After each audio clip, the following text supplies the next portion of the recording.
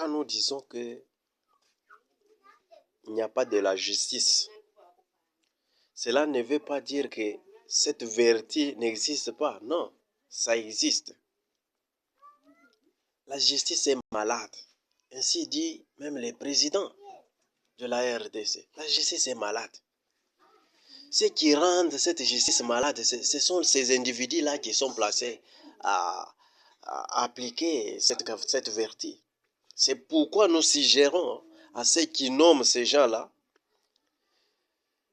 de vouloir un peu améliorer la réflexion.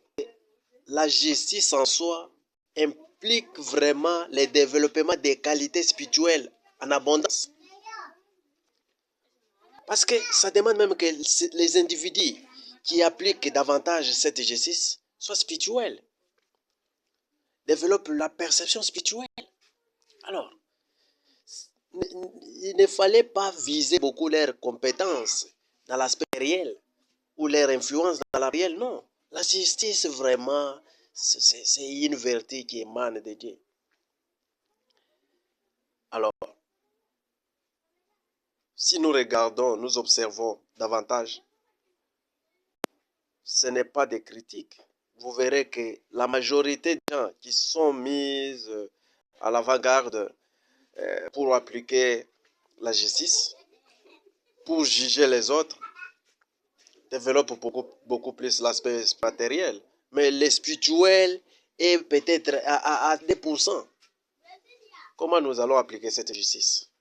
Je sais très bien que nous ne pouvons pas arriver à le faire à 100%, mais nous devons le faire. Mais nous devons nous forcer à faire même 50, même 70%. C'est bien, parce que c'est le Dieu qui doit faire à 100%. Alors, le mieux que nous voulons apporter à cette humanité, c'est l'amélioration.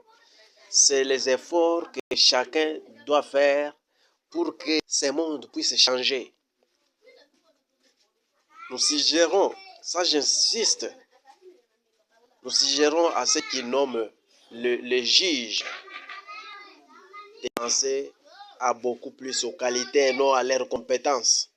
Parce que la vraie justice s'accompagne davantage avec les qualités spirituelles. Ce ne sont pas les compétences. Prenez par exemple la majorité des jugements.